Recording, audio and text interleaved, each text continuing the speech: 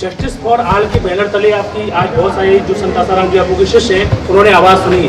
उस समय आपका वीडियो भी वायरल हुआ था, उनके हालातों को लेकर आपने बहुत अच्छी बातें रखी थी जजों के सामने कि हमारे जजों ने ऐसी नीतियाँ तो पढ़ी नहीं आयुर्वेदिक शास्त्र की, जो आयुर्वेदिक मांग रहे हैं फिर भी उनको आयुर्वेदिक दिया नहीं जाता। आज आपको क्या लगता है शॉर्ट सॉल्यूशन क्या है संत आसाराम जी बापू के विषय में, उनकी शिष्यों के लिए आप क्या बोलेंगे? देखिए, भारत में दुर्भाग्य है कि 75 साल के बाद भी भारत आज भी कहीं न कहीं गुलामी की व्यवस्थाओं से चल रहा है।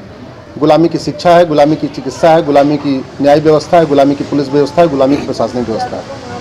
जहाँ तक व्यक्तिगत सवाल आपका आशाराम जी का था, लालू यादव सजा याफ्ता है, इसके बाद वो इलाज के लिए सिंगापुर जा सकते हैं और इलाज कराने के नाम पे भारत में घूम घूम के पार्टी का प्रचार कर सकते हैं, तो कम से कम उनको अपनी पसंद का इलाज कराने की छूट तो मिलनी चाहिए।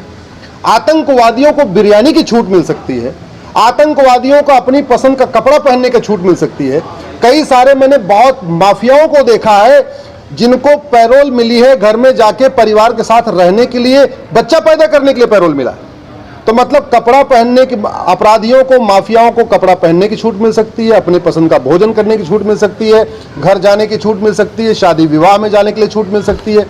तो आशाराम जी को अपनी पसंद का अगर इलाज कराने के लिए छूट नहीं मिल रही है तो बिल्कुल ये दिखा रहा है कि भारत की न्यायिक व्यवस्था कैसी चल रही है। अभी कल की ही एक न्यूज़ है जिसमें 2 अपराधी, एक लेडी गैंगस्टर और एक गैंगस्टर आपस में शादी के लिए जो है जिनको कोर्ट ने जो है जमानत दी है या पैरोल दी है।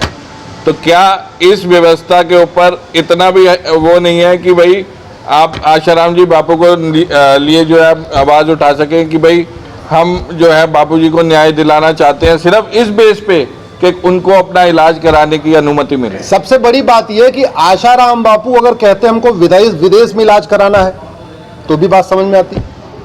हालांकि विदेश में इलाज कराने के लिए कई लोगों को छूट मिली है, लालू यादव उसके साक्षात उदाहरण है। आशाराम जी कहते हैं हमको विदेशी चिकित्सा से इलाज कराना है, यानी एलोपैथी से इलाज कराना है, तो भी बात समझ में आती। आशाराम जी कह रहे हैं हमको स्वदेशी इलाज चाहिए, भारतीय इलाज चाहिए, भारतीय चिकित्सा जो पद्धति है यानी योग, प्राणायाम, नेचुरोपैथी, आयुर्वेद के जरिए इलाज कराना है। तो आशाराम जी तो भारतीय चिकित्सा मांग रहे हैं, इनको विदेशी चिकित्सा फोर्स किया जा रहा है। जजेस के माइंड में ऐसे लगता है, भर गया है कि नहीं, विदेशी चिकित्सा अच्छी होती है, विदेशी शिक्षा अच्छी होती है, विदेशी भाषा अच्छी होती है। कहीं ना कहीं उनके दिमाग में ना गुलामी की मानसिकता चल रही है। अदरवाइज जो एक व्यक्ति कह रहा है कि यार हमको अपने पत्नी से मिलने दो, अपनी हमको पुत्री से मिलने दो, अपने हमको पुत्र से मिलने दो, या हमको योग, प्राणायाम, नेचुरोपैथी के जरिए इलाज कराने दो, उसका विरोध करना मुझे नहीं लगता कि ये ठीक है। हाँ, अगर आपने किसी को नहीं दिया होता तो बात समझ में आती है, आपने तो बड़े बड़े लोगों को दे दिया। सवाल है कि देखिए आपके जैसे बुद्धिजीवी देश में बहुत सारे, आपने आज संत आसाराम जी बापू का मैटर उठाया। बहुत सारे बुद्धिजीवी सोचते हैं कि वो क्यों नहीं उठाते, जनता बोलती है वो क्यों नहीं उठा पाती। आपको क्या कुछ विशेष, कुछ ऐसा कुछ आईना दिखाया गया है या आपकी दिमाग में ये तमाम चीज़ें क्यों हैं?